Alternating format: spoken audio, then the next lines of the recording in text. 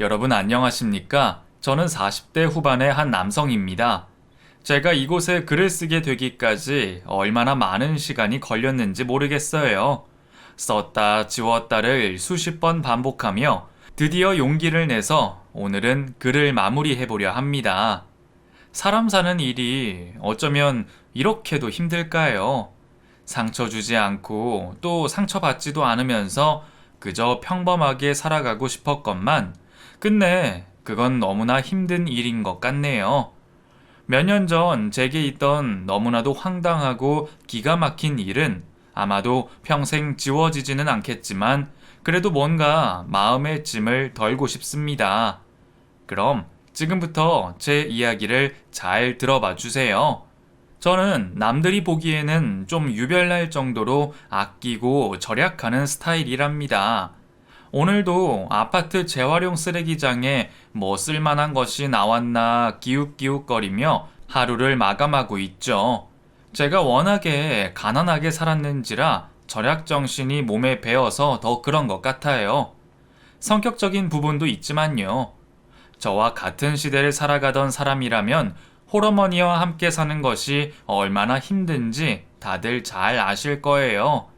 한때는 너무 가진 것이 없어서 라면으로만 끼니를 때웠는데 매일 그것만 먹다 보니 배탈이 난 적도 있을 정도였답니다. 가진 것 없는 집에 맏딸로 태어나 동생들과 집안을 위해 헌신적으로 일하시다가 결혼한 저희 어머니는 저희 아버지가 바람이 나서 집을 나가버리신 후 저와 동생을 위해서 또다시 자신을 희생하시며 사셨죠. 사람의 운명이라는 것이 왜 이렇게 기구한지 모르겠네요. 아무튼 저는 그런 가정 환경에서 자란 탓에 어려서부터 절약 정신이 철두철미했답니다. 그렇게 하지 않으면 먹고 살 일까지 막막했으니까요. 한 번은 동생 녀석이 밥을 너무 많이 먹길래 제가 야단을 쳤다가 동생한테 한 대 얻어맞았던 기억도 있어요. 야, 쌀 얼마 없으니까 밥 그만 먹어. 형이 뭔데 그만 먹으라 말아 해. 난 더 먹을 거야. 배고파. 야, 이놈아. 지금 이 밥 다 먹으면 내일 먹을 거 없단 말이야. 쌀도 없고. 눈 뜨고 봐라.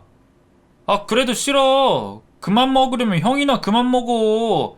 난 싫다고. 배고픈데 왜 그만 먹어야 돼? 왜 우리만 이렇게 살아야 되냐고. 난 이 집 싫어. 엄마도 싫고 형도 싫고 다 싫다고. 이놈이 진짜. 그만 먹으라면 그만 먹어.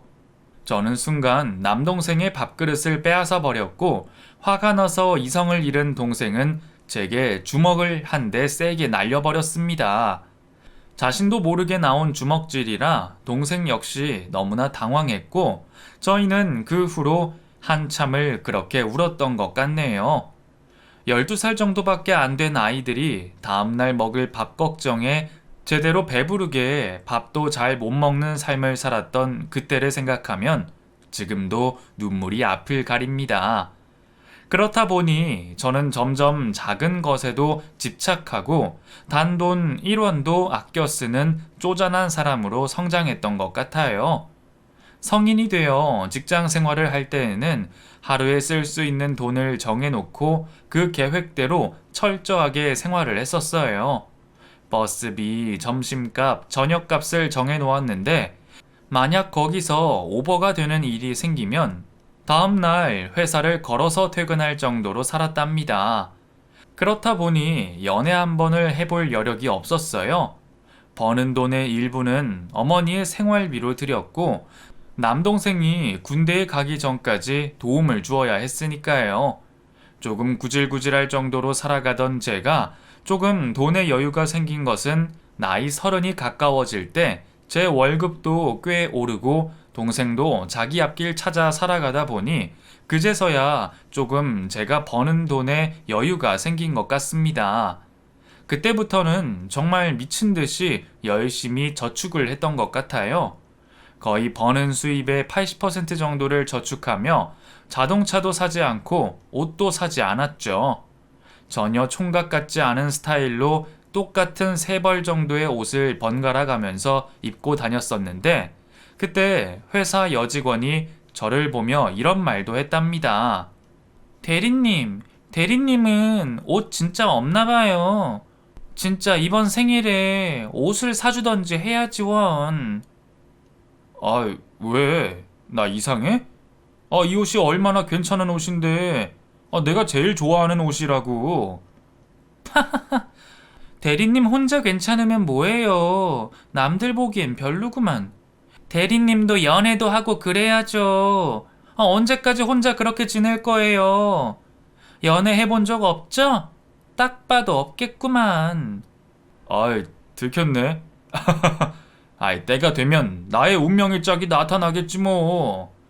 사람이 노력을 해야 나타나죠.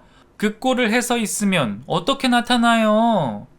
대리님, 변신해야 돼. 진짜예요. 딱 보기에 정말 40대 아저씨 같아요. 애 한둘 딸린 아저씨요. 그런데 어떤 아가씨가 연애하고 싶겠어요? 저랑 같이 가요. 제가 옷 좀 골라 드릴게요. 월급도 많이 받으시면서 너무 아끼신다. 애 둘 딸린 아저씨는 너무했다. 내가 그렇게 심각해?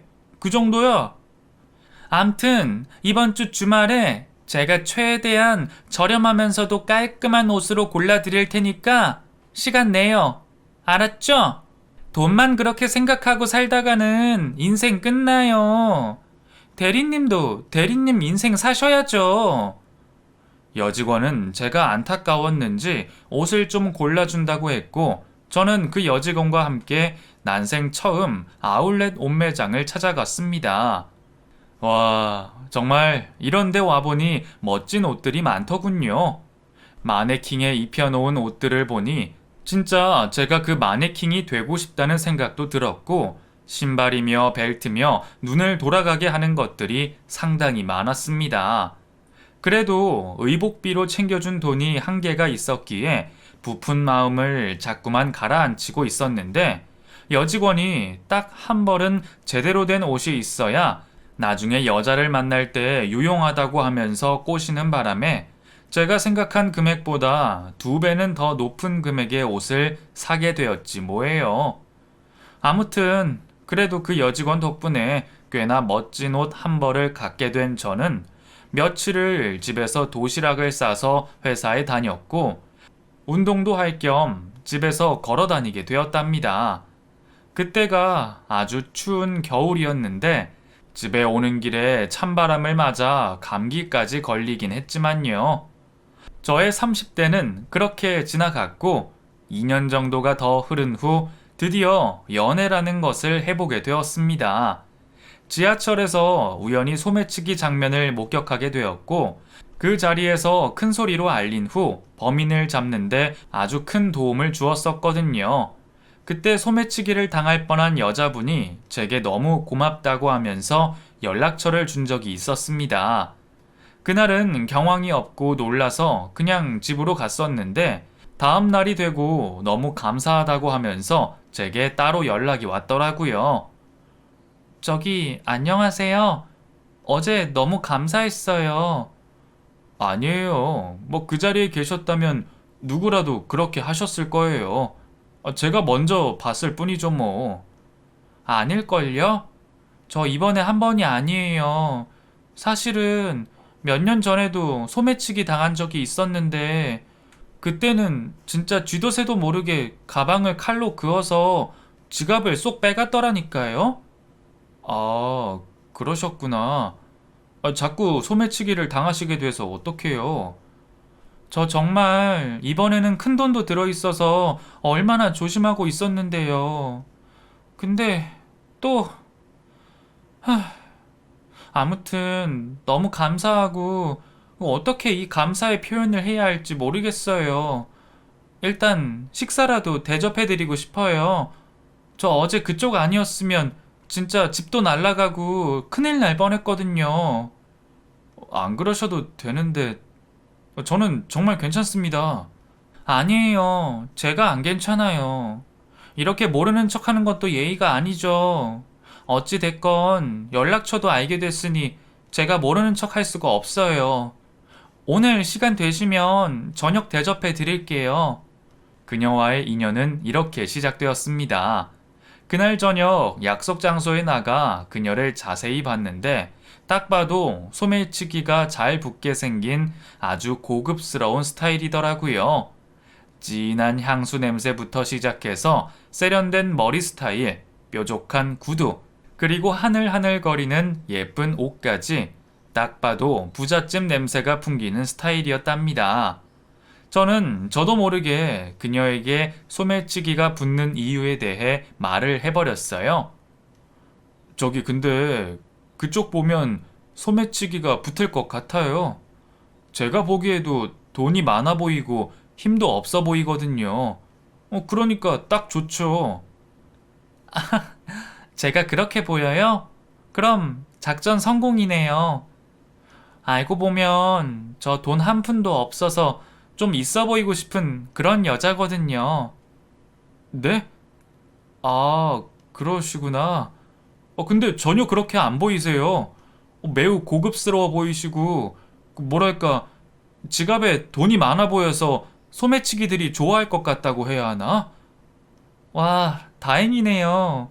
저 사실 이 핸드백, 옷, 다 명품도 아니고 짝퉁이에요. 같이 공부한 친구들한테 밀리지 않아 보이기 위해서 저만의 아둥바둥 노력한 결과물이죠, 뭐. 제가 초면에 별 얘기를 다 하네요. 아니에요, 괜찮아요. 다 얘기하셔도 돼요. 저야 뭐 늘 재미없게만 살아오다 보니까 딱히 할 얘기도 없어서요. 저 피아노 전공한 여자예요. 아주 찌질하게 가난한 집에서 태어나서 피아노 해보겠다고 아둥바둥해서 결국 대학교까지 어찌어찌 가긴 했는데 음대라는 곳이 그렇더라고요. 그때부터 시작이었어요. 다른 애들 집안은 의사니 변호사니 그러는데 저희 아빠는 화물차로 짐 싣는 일 하셨거든요. 일명 막노동?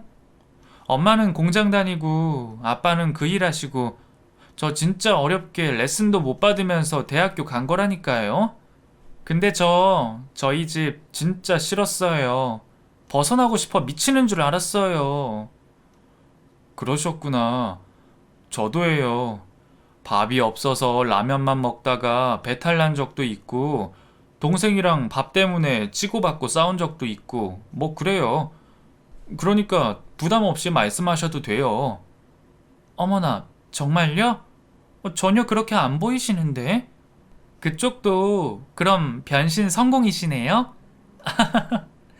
그녀는 보기와는 다르게 어두운 과거를 가지고 있었고, 자신의 과거에 대해 허물없이 이야기하는 모습을 보니 왠지 모르게 당당해 보였고, 비슷한 부분도 있는 것 같아 가깝게 느껴지더라고요. 여자 경험도 없는 데다가 이렇게 여자와 단둘이 밥을 먹어본 적도 없던 제가 그날은 이상하게 어색하지 않고 말도 술술 잘 나왔습니다. 아마도 소개팅이나 맞선 자리가 아니었기 때문에 더 그랬을 수도 있고요. 그런데 그녀가 너무 잘 대화를 리드했기 때문에 가능했던 것 같아요. 자신의 과거 얘기부터 시작해서 밥맛 없던 대학교 동창 친구들 얘기까지 조잘조잘 떠드는 그녀의 입이 너무 귀여워 보이더라고요. 피아노 전공이라니 제가 감히 상상하지도 못했던 부분이라 저는 그녀의 이야기를 듣고 있는 것만으로도 재밌고 흥미진진했습니다. 그리고 새로운 여자에 대한 일부분을 알아간다는 사실 역시 너무 재미있었고요. 그녀는 2시간에 걸친 식사 자리의 대화를 다 끝내고 나서 자기가 주책을 부린 것 같다며 죄송하다고 사과까지 하더라고요. 저기 죄송해요. 오늘 제가 너무 주책맞게 이 얘기 저 얘기 한 것 같네요. 어제 일 때문에 감사해서 식사 대접해드리려고 만났는데 결국엔 제 밥맛 없는 친구들 얘기까지 싸그리 다 들어주셔버렸네요. 실례가 되었다면 죄송해요. 아니에요. 그런 말씀이 어딨어요. 저 정말 진심으로 재밌었어요. 말씀도 너무 재미있게 잘하시고 또 제가 모르는 분야여서 흥미진진했어요. 진짜 미안해하지 않으셔도 되니까 사과 안 하셔도 돼요. 저는 또 듣고 싶은데요. 그 후로 무슨 일이 있었는지요. 정말요? 그럼 저희 다음에 또 만나서 한바탕 수다 떨어볼까요? 안 그래도 저 요즘 너무 우울하고 짜증났는데 오늘 이렇게 얘기하고 나니까 너무 후련하거든요. 어디 가서 얘기하겠어요. 제가 짝퉁 가방 메고 다닌다는 것을요. 네, 맞습니다. 저는 좋아요. 딱히 회사 말고는 갈 곳도 없고 약속도 없는 한가한 남자니까 시간 되실 때 아무 때나 막 연락 주세요. 진짜예요. 어머나, 너무 재밌으신 분이다, 진짜. 그럼 저 진짜 아무 때나 막 연락할 거예요? 그녀는 제게 다시 연락을 한다는 말을 했고, 실제로 며칠 후 퇴근을 하고 있던 제게 연락이 왔더라고요. 그날은 정말 짜증나는 일이 있다면서 술이 땡긴다고 했고, 저는 그녀가 있는 쪽으로 노선을 바꿔 달려가 술을 함께 마셨습니다. 아이씨, 정말 오늘 완전 개 짜증났어요. 제가 레슨하는 애 엄마가 누구랑 비교해대면서 제가 실력이 없다나 뭐라나. 아이씨, 정말 확 그냥. 정말 속상하셨겠네요. 지 자식 실력은 생각도 안 하고 어디 선생 핑계를 대요? 안 그래요? 가르치는 것도 애가 따라와야 잘 가르치지. 애는 그지같이 못하는데 선생만 잘 가르친다고 되나요? 안 그래요? 정말 이해할 수 없는 인간들이 너무 많아요. 짜증나. 저 한 잔 또 주세요. 잠 비었잖아요.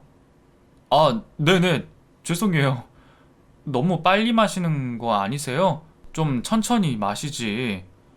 저 술 세요. 그리고 오늘은 맨정신에 있기가 힘들어서 좀 취하고 싶네요.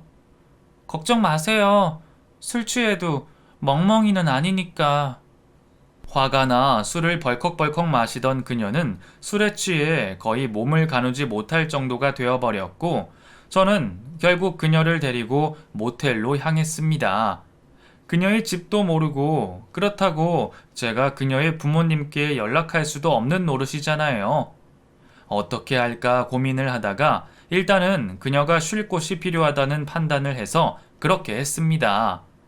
모텔 침대에 그녀를 누인 뒤 혼자 두기는 그래서 벽에 기대고 앉아 저도 잠을 청했어요.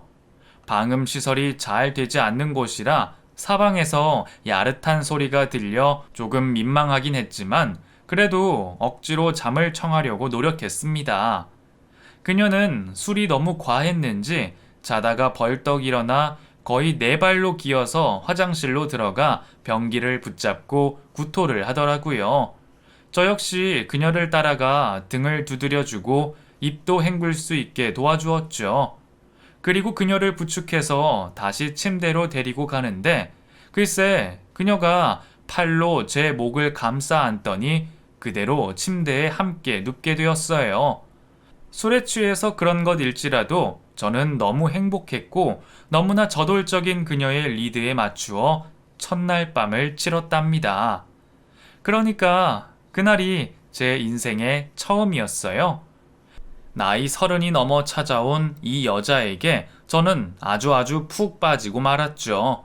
그날 이후 저는 매일매일 그녀에게 연락했고 그녀가 혼자 살고 있는 자취방 앞에 찾아갔습니다. 저와의 그날 밤을 후회하는 것 같긴 했지만 그녀도 외롭고 힘들었는지라 제게 기대더라고요. 결국 그녀와 저는 연인이 되었고 제게 특이하다고 하면서 툴툴거리기는 했지만 저희는 많은 것을 함께 했습니다. 제가 또 성격이 뭐에 꽂히면 그것만 생각하고 그것만 파는 스타일이거든요. 저는 그 당시에 그녀에게 꽂혀버렸고 그녀와 관련된 모든 것을 다 신경 쓰며 살았답니다.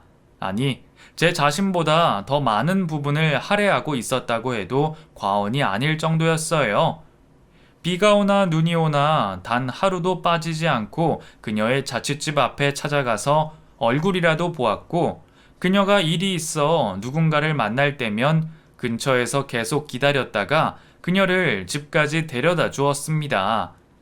돈으로 풍족하게 해주지는 못했고 자동차도 없어서 뚜벅이로 데이트를 했지만 그 누구보다 저는 진심으로 그녀를 대했어요. 자신은 부잣집 남자를 만나서 지금이라도 유학 가서 팔자를 고치고 싶다는 말을 하며 제게 상처를 줄 때에도 저는 아랑곳하지 않았습니다. 자기야, 나 어쩌다가 자기 같은 남자랑 이러고 있는지 모르겠다. 내 꿈은 부잣집 남자를 만나서 그 남자 집에서 대주는 유학비로 공부하고 멋지게 한국에 들어와서 귀국 독주회를 하는 것이거든. 근데 당신같이 찌질하고 쪼잔한 남자를 만날 줄이야. 그래, 뭐 누구나 꿈은 꿀 수 있으니까. 하지만 이 세상에서 진심으로 당신한테 많은 사랑을 줄 수 있는 사람이 누군지는 잘 생각해봐. 나보다 만약 더한 사람이 있다면 보내줄 테니까. 그건 그래. 당신이 나한테 하는 건 아무도 못하는 거지. 인정합니다. 인정해. 감정적인 표현이나 씀씀이 등등 여러 가지로 저와 맞지 않는 부분이 있던 그녀였지만 저는 그런 모든 것들에 있어서 전혀 불평하지 않았습니다. 그녀를 너무나 사랑했으니까요. 사랑한다면 모든 것을 다 감싸 안아 주어야 한다고 생각했으니까요. 분수에 맞지 않게 허황된 꿈을 꾸며 잘난 친구들과 자신을 비교하고 탓할 때도 저는 그녀 편만 들어주었어요. 다른 사람들이 다 잘못되었다고 말해주었고요. 그때는 그게 정답인 줄로 알고 있었습니다. 저의 지극한 사랑에 힘입어 그녀의 뱃속에 아이가 생겼고 저희는 부랴부랴 결혼을 하게 되었어요. 그래도 제가 아주 열심히 돈을 모아둔 덕에 청약을 통해 소형 아파트가 당첨이 되었고 하루하루를 소박하고 행복하게 살아가고 있습니다. 그녀도 저도 부모에게 기댈 수 있는 형편은 아니었기에 혼수를 최소화했고 살아가면서 하나씩 장만하기로 했었죠. 저는 예전 버릇 그대로 아파트 재활용 쓰레기장에서 혹시 쓸만한 것이 있는지 기웃기웃거렸고 괜찮은 물건이 있다 싶으면 집으로 가지고 올라와 깨끗하게 닦았어요. 그런 제 모습을 본 아내는 정말 너무너무 저를 싫어했습니다. 결혼 전에 그런 것을 말로만 들었지 실제로 본 적은 없었기에 실감을 하지 못하고 있었나 봐요. 여보, 정말 왜 그래? 구질구질하게. 쓰레기장에서 이런 걸 왜 가져와? 우리 집이 쓰레기통이야? 아니, 이거 봐봐. 쓸만하잖아. 우리 아껴야 돼. 아껴야 잘 살지. 아이가 점점 커가면 돈 들어갈 곳도 많고, 그러려면 쓸데없이 돈 들어가는 거 아껴야지. 당신 마음은 알겠는데 굳이 이렇게 할 필요는 없잖아. 더럽고 구질구질하다고 정말. 나 이렇게 살고 싶지는 않아. 여보, 흥분하지 마. 이거 정말 이상한 거 아니라고. 우리나라 사람들 너무 쉽게 이런 거 버리고 실증 내고 그러는데 이거 진짜 잘못된 거야. 쓸만한데 왜? 그래, 그래. 알았다, 이 인간아. 아휴, 정말 내가 이 꼴로 살아야 되다니. 아휴. 아내의 그런 말에도 저는 별로 신경 쓰지 않고 저만의 길을 갔습니다. 단 한 푼이라도 아끼려면 제가 하는 일이 맞다고 생각했거든요. 한 2년쯤 지나 아이가 어린이집에 다니게 되면서부터 아내는 일을 시작하고 싶다고 하더라고요. 그렇게 질려서 하기 싫다고 하던 피아노 레슨을 다시 해볼까 했습니다. 그래도 배운 게 도둑질이라고 자신이 가진 기술이 있으니까 그걸로 집에서 슬슬 레슨을 해보면 어떨까 하더라고요. 저야 뭐 너무 좋았죠. 외벌이로 생활하다가 그래도 아내가 조금이라도 돈을 벌어 보겠다고 말하니 어느 남자가 마다하겠습니까? 아내는 그렇게 집에서 자신의 피아노로 레슨을 시작하게 되었고, 아파트에 사는 몇몇의 아이들이 들어오기 시작했어요. 처음에는 한 명, 두 명으로 시작하던 레슨이 어느덧 5명까지 늘게 되니 작지만 그래도 꽤 쏠쏠한 수입원이 되더라고요.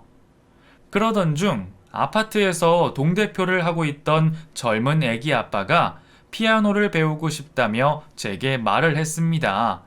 그날도 저는 쓸만한 재활용 물건이 있는지 기웃기웃거리고 있는데 아이를 안고 그 애기 아빠가 나왔더군요.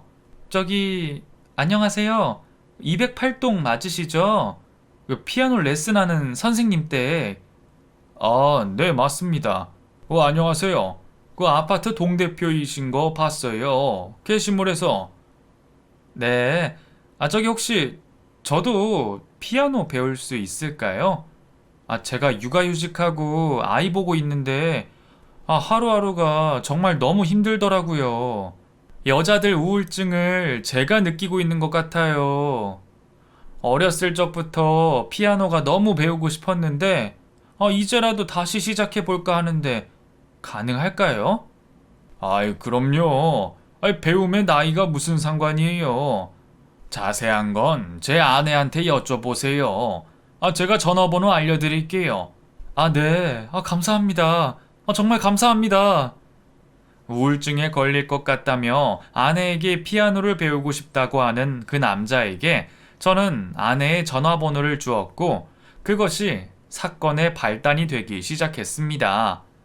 처음에는 남자를 레슨하는 것은 너무나 불쾌하고 싫다면서 거부하던 아내가 한번 그 남자를 만나서 얘기를 나누어 보니 같이 육아를 하는 입장으로 통하는 것도 많고 재미있다고 하더라고요. 얘기하느라 레슨을 2시간이나 했었다면서 남자 같지가 않고 아줌마 같은 면이 있어서 마음이 편하다는 겁니다. 저는 그 말만 듣고 다행이다 싶었죠. 그 남자에게는 우울증이 어느 정도 해소가 되는 수단이 될 수 있겠다 싶었고, 아내에게는 또 다른 수입원이 추가로 생기는 것이니까 그것도 좋겠다 싶었어요. 어차피 아내가 번 돈은 가정을 위해서 조금은 쓸 테니까요. 아내는 결혼해서 계속 놀다가 자신이 번 수입이 생기자 자신의 옷과 신발, 화장품 등을 사면서 쇼핑도 했습니다. 미용실도 다녔고 네일 아트인가 뭔가 그런 것도 받으러 다니는 것 같더라고요. 어느 정도 아내도 그런 통로가 있어야 숨을 쉬고 살 수 있다고 생각을 했으니 눈을 감아 주었어요. 사실 저는 제게는 돈을 단 한 푼도 쓰지 않는 사람인지라 이해도 안 되고 그랬지만 그래도 아내는 음악인이고 자신을 과시하고 싶은 욕심이 워낙에 있던 사람인지라 이해하려고 노력을 했습니다. 저희 어머니가 가끔씩 반찬을 싸들고 버스를 타고 집에 오시는데 그때마다 화려하게 변장 아닌 변장을 하고 있는 아내를 보고 엄청나게 부잣집 사모님 같다라는 말씀을 많이 하셨는데 그때도 뭐 그러려니 하고 있었어요. 어머니 말씀에 의하면 제가 꼭 이 집의 파출부 같은 모양새고 제 아내는 이 집의 사모님인 것 같다고 하셨죠. 하지만 어머니는 집안에 분란을 일으키는 것이 너무 싫었고 장남인 제가 행복하게 사는 것이 세상 가장 기쁜 일인 줄 아시는 분이기 때문에 많은 것들을 알고 계셨지만 함구하고 계셨었답니다. 아무튼 아내는 레슨을 하면서 조금의 돈을 만지더니 점점 다른 사람으로 변해갔어요. 제가 워낙에 연락을 자주 하는 스타일이고 집과 회사밖에 모르다 보니 아내에게 하루에도 12번씩 전화를 하곤 했었는데요. 어느 순간부터 아내는 레슨을 해서 바쁘다는 핑계를 대면서 연락에 제대로 답도 하지 않더라고요. 점점 짜증만 늘어가던 아내는 제게도 매우 신경질적인 말투로 대했습니다. 오늘 몇 시에 들어와? 뭐 똑같지. 회사에서 6시에 퇴근하니까 지하철 6시 12분 거 타고 갈아타고 내리는 시간이 6시 47분. 그러면 걸어가면 6시 58분에서 7시 사이? 아, 자기는 뭐 회사에서 일도 별로 없어? 친구도 없고? 뭐 그렇게 시간이 맨날 똑같아? 그리고 부탁인데 제발 그렇게 1분까지 사소하게 다 말하지 말아줄래? 아주 지겹다 지겨워. 응? 뭐가 지겨워? 지하철하고 내 퇴근 시간은 정해져 있어서 말하는 건데 당신 요즘 왜 그래? 다른 남편들은 맨날 늦게 오고 그래서 힘들다더니만 우리 집은 어떻게 된 게 단 하루도 밖에 나가서 밥을 먹은 적도 없어. 아주 그냥 당신은 친구도 없어? 아, 이 찰거머리 같은 인간. 여보, 당신 왜 그래? 찰거머리라니. 무슨 말을 그렇게 해? 내가 틀린 말 했어? 하루에도 수십 번 내게 전화하고 문자하고 눈만 뜨면 나 찾고 도대체 왜 그래? 거머리처럼 찰썩 들러붙어서. 당신도 남들처럼 취미생활도 하고 친구도 만나고 그러라고. 찰거머리라는 표현까지 하며 저를 지겹다고 하는 아내가 저는 점점 이상하게 느껴졌어요. 당연히 이 시기에 저와의 잠자리도 피했고 자신의 외모를 가꾸고 다이어트를 한다면서 갑자기 식단 조절을 하고 안 다니던 피부과까지 다니더군요. 집에는 향기로운 디퓨저 같은 것들로 가득 채워지기 시작했는데 화장실부터 집안 구석구석 못맞던 좋은 향이 나서 이상한 생각이 들기도 했습니다. 아내의 몸부터 집안의 분위기까지 뭔가가 조금씩 변화하는 것을 느끼고 있던 어느 주말. 그날도 쓰레기장에서 재활용들을 둘러보던 와중에 어떤 젊은 아주머니가 제게 말을 걸더라고요. 저기 안녕하세요. 그 피아노 선생님 남편분 맞으시죠? 네네, 맞아요. 안녕하세요. 저기 잠깐 드릴 말씀이 있는데 이쪽으로 오시겠어요? 네? 무슨 얘기인데 그러시죠? 저기요. 제가 이런 말씀 드리면 어떻게 생각하실지 모르겠는데 저희 아이가 피아노 선생님께 레슨을 받고 있는데 아이 울음소리가 안방에서 났대요. 그리고 잠시 후에 여기 동대표 아저씨 있잖아요. 그분이 안방에서 아이를 안고 나와서 분유 타먹였다고 하더라고요. 친하게 지내는 건 알겠는데 그분이 왜 피아노 선생님 안방에서 나오는지 아이가 의아해 하길래 저도 말씀을 드리는 것이 나을 것 같아서요. 아, 그랬군요. 그분도 제 아내한테 레슨을 받으시거든요. 아마 그날 아이를 데리고 왔다가 아이가 낮잠을 잤다고 하더라고요. 저도 알고 있었어요. 아, 그러시구나. 그럼 다행이에요. 저는 또 혹시나 제가 괜한 오지랖을 부려서 난감한 상황을 만드는 것이 아닌가 했거든요. 너무 다행입니다. 아내가 조금 변한 것도 이상했는데 동네 아주머니에게 그런 말까지 들으니 너무 기분이 상하더라고요. 남자를 레슨하는 것이 조심스러워서 하기 싫다고 할 때는 언제고 이제는 그 사람을 안방까지 끌어들이나 싶어서 말이죠. 괜찮은 재활용 물건 하나를 들고 집으로 올라가 아내에게 물어봤어요.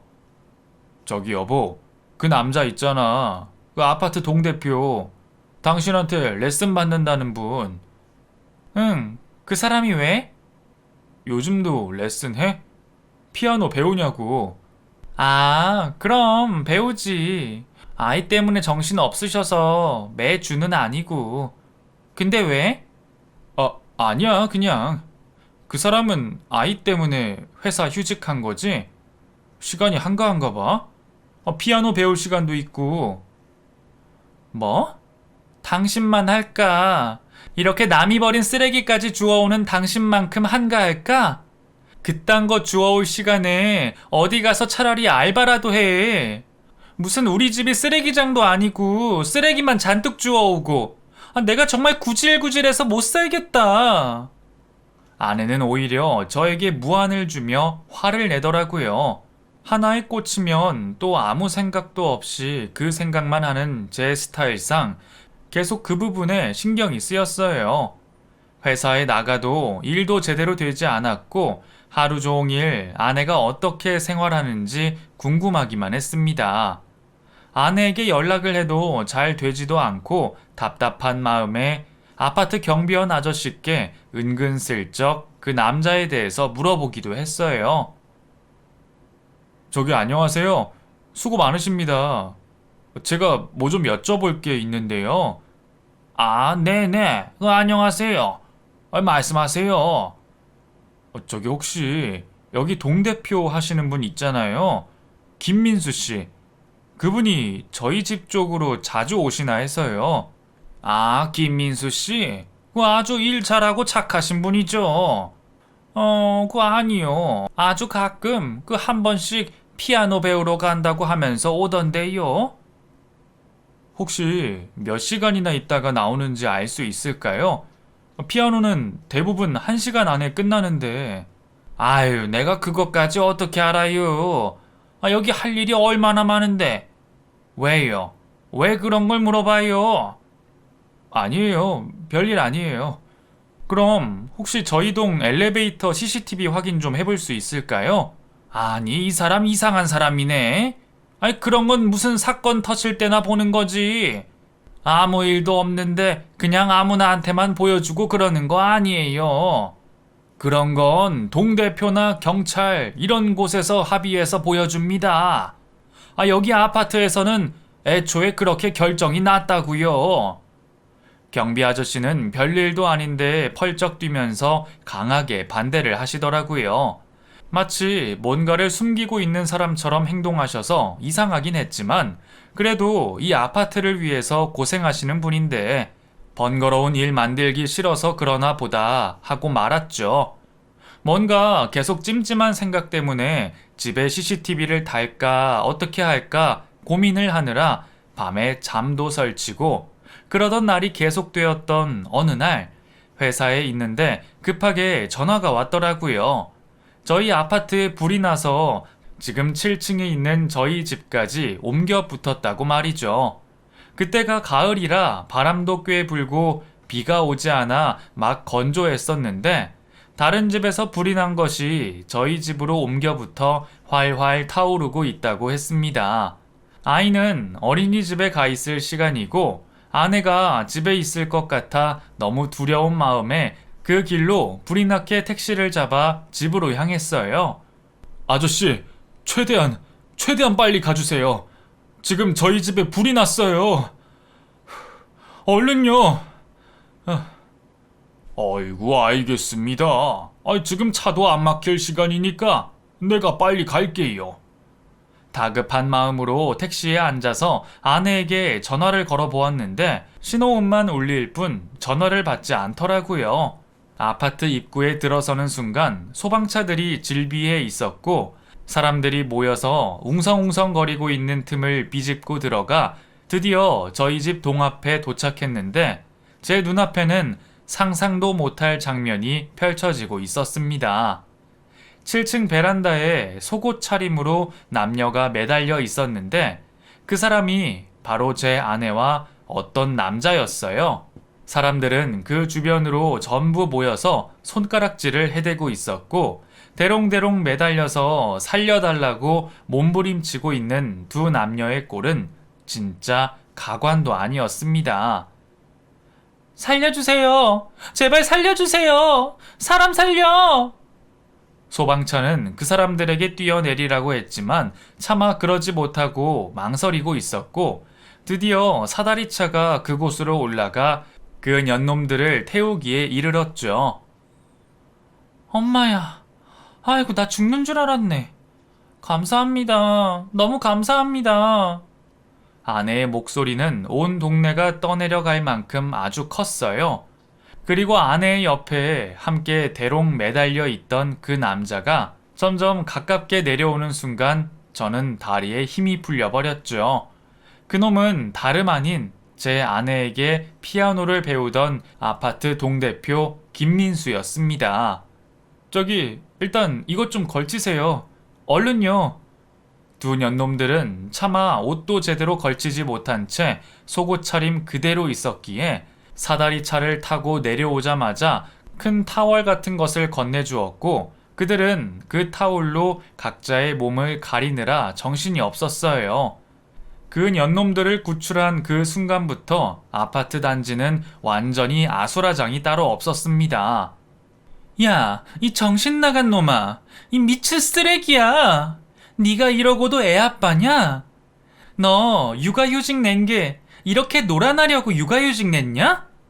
애가 불쌍하다. 애가 불쌍해. 아니 저기 여보, 내 말 좀 들어봐. 그게 저기 여기 선생님 댁에서 피아노 배우는데. 이런 또라이야. 피아노를 맨몸으로 배우냐? 지금 오전 11시라고 이것들아. 아침부터 그 짓을 하고 싶냐? 이런 쓰레기들 같으니라고. 니네가 이러고도 사람이야? 어? 김민수라는 남자의 와이프 역시 회사에서 일찍 퇴근해 이곳으로 왔고 맨몸으로 구출되는 그 장면을 똑똑히 보고 있었습니다. 사람들은 모두 다 손가락질을 하며 웅성거리기 시작했고 그때 아내에게 피아노 레슨을 받는 학생 엄마가 손가락질을 하며 아내에게 말했어요. 아이고 무서워라. 그동안 우리 애가 이런 더러운 선생한테 피아노를 배운 거네. 정말 이런 쓰레기 같은 선생한테 우리 애를 맡기다니. 내 참 기가 막혀서. 당신 뭐야? 당신이 이러고도 아이들 가르치는 사람이야? 아이들 가르치려면 우선 당신 인성부터 똑바로 챙기고 가르쳐. 그것도 같은 아파트에 사는 남자랑 둘이 아침부터 아주 아파트 개망신을 시켜도 유분수지. 말이 너무 심한 거 아니에요? 지금 제가 불이 나서 죽다가 살아났는데 어떻게 저한테 그런 말을. 어쩜 이렇게 더러운 짓을 하면서도 지금 뻔뻔하게 그런 말을 할 수가 있어? 얼굴만 번지르르하게 생겨가지고는. 아휴, 내가 정말 우리 애가 그때 하는 말을 믿었어야 하는 건데. 아주 애들 집에서 가르치면서도 하루 종일 저 남자를 집에 들여놓고 방 안에서 히히덕거렸다던데 부끄럽지도 않아? 그건 오해예요, 어머님, 오해. 오해 같은 소리하고 자빠졌네. 아저씨, 경비 아저씨. 아저씨는 이 남자가 왜 맨날 들락날락거리는지 다 보면서도 모른 척 하신 거예요? 네? 아저씨도 자식이 있잖아요. 아니, 그게 저기 하도 사정사정을 하면서 입단속 좀 해달라고 부탁을 하니까 나도 모르게 그만. 제가 말을 하기도 전에 아내와 그 남자는 다른 사람들한테 손가락질을 받으며 심한 욕설을 들었습니다. 일단 불이 난 근원지부터 파악을 한 후에 조사를 한다고 했고 저는 아내라고 부르기도 싫은 그녀에게 제 겉옷을 입혀준 후 그녀를 데리고 근처 모텔로 향했어요. 저희 집이 다 불이 나 버린 상황인지라 집에 들어갈 수도 없고 아파트 단지가 아수라장이 되어 많은 사람들이 손가락질을 하고 있었기에 그곳에 거의 헐벗은 아내를 그냥 놔둘 수는 없었습니다. 아내를 모텔로 들여보내 놓았더니 어머니가 전화가 왔더라고요. 지금 반찬을 싸가지고 집에 왔는데 불이 나고 난리도 아니어서 깜짝 놀랐다고 하시면서요. 어머니의 목소리를 들으니 왠지 모르게 서글퍼져 눈물이 났습니다. 어머니, 나 이제 어떡해요? 아니, 우리 아들, 왜 그래? 응? 무슨 일이야? 어머니, 나 아무래도 장가 잘못 간 것 같아요. 죄송해요. 정말 죄송해요, 어머니. 아들, 왜 그래? 응? 도대체 무슨 일이길래 이렇게 서럽게 울어? 애미한테 말해봐. 다 말해봐. 어머니, 나중에 다 말씀드릴게요. 일단 지금 정리할 것들이 너무 많아서요. 제가 다 정리하고 말씀드릴게요. 너무 죄송해요. 그리고 저기 당분간 아이 좀 봐주세요. 집에 불이 나고 이 사람이 제정신이 아니라서 어떻게 할 수가 없네요. 그럼 걱정하지 말어.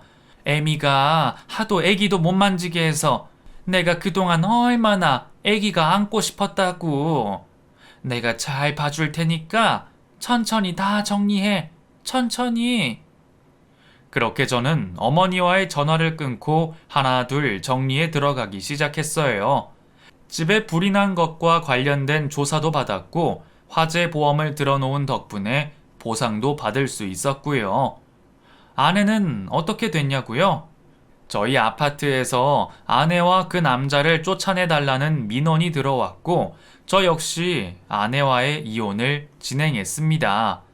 아내는 처음에는 너무나 당당하고 거머리 같은 저와 살기 싫다고 하며 이혼한다고 하더니 며칠 만에 태도를 싹 바꾸고 두 손을 싹싹 빌더라고요. 아마도 그 김민수라는 남자가 자신을 버리고 부인에게 가서 손이 발이 되도록 빌어 받아들여졌나 보더군요. 그 김민수라는 남자는 어느 날 밤 호련히 다른 곳으로 사라져 버렸고 그 뒤로는 어디서도 찾을 수가 없더라고요. 제가 차마 상간남에 대한 위자료 청구 소송까지는 하지 않고 싶어서 참았지만 만약 그 일이 있고 나서도 아내를 계속해서 만났다면 저도 어떻게 변했을지는 모르겠어요. 자신의 상간남과 저한테서 모두 버림받은 아내는 제게 싹싹 빌면서 잘해보겠다고 다짐했지만 저는 그대로 이혼을 진행하고 아이와 함께 시댁에 들어가 살게 되었습니다. 아내는 유책 배우자인데다가 온 동네방네 특히 근처 아파트에까지 소문이 다 퍼졌기에 더 이상 이 동네에서는 살 수 없는 지경에 이르렀죠. 모텔방을 얻어 버티면서 시댁에 와서 제발 다시 같이 살자면서 저희 어머니에게까지 부탁을 했지만 어머니는 오히려 지난날에 자신이 눈감아 주었던 사실들을 이야기하며 단호하게 거절하시더라고요. 애미 너 다시는 내 앞에 나타나지 마라. 내가 그동안 몇 번이나 이상한 낌새를 눈치챘거늘. 조금 그러다 말겠지, 조금 그러다 말겠지 하면서 내가 얼마나 기다려줬는지 알아? 반찬 갖다 주려고 가면 웬 남자랑 히히덕거리면서 웃고 즐기는 소리가 아주 현관문 밖에까지 나더라. 그래놓고 너 나한테 문 한 번이라도 열어준 적이 있니? 나 현관문 고리에 반찬 걸어놓고 다시 되돌아가면서도 단 한 번도 애미 너한테 잔소리 한 적 없다. 내 아들, 소중한 내 새끼 가정 파괴하고 싶지 않아서 참고 또 참았어. 근데 어떻게 이렇게 뻔뻔하게 나와? 응? 얼른 이 동네 떠나서 네 마음대로 쓰레기짓 하면서 살거라. 다시는 애 앞에도 나타나지 말고. 알고 보니 어머니는 얼마 전부터 이상한 낌새를 눈치채고 계셨던 모양이에요. 그동안 아들의 가정이 흔들리는 것을 원치 않으셨기에 눈물을 머금고 참으셨나 보더라고요. 그러면서 자신이 더 잘해주면 며느리가 마음을 잡지 않을까 싶어 더더욱 반찬도 많이 해다 주시고 가끔 반찬 속에 작은 메모도 남기셨다고 하는데 아내는 그런 것을 싸그리 무시했나 봅니다. 이제 와서 아내에 대한 모든 것을 알게 되었고 정말 크나큰 상심 속에 힘든 나날을 보냈었어요. 어떻게 하는 것이 더 잘하는 것인지도 모르겠고 진짜 나쁜 생각을 하면서 이대로 생을 끝내고도 싶었죠. 하지만 제 아이와 어머니를 생각하면 절대로 그러지 말아야 될 것 같아 마음을 또 잡고 잡았답니다. 하루하루 너무나도 바쁘게 지내다 보니 벌써 이렇게 몇 년이라는 시간이 흘러 이곳에 글을 쓰게 되는 용기가 생겼네요. 감사합니다. 이런 채널이 있다는 것이 얼마나 감사한 일인 줄 모르겠어요. 여러분들 인생에도 버티기 힘든 일이 있다면 주저하지 마시고 이곳에 글을 남겨보세요. 아주 후련한 무언가를 느끼실 수 있을 것입니다. 제 이야기 끝까지 들어주셔서 감사드려요.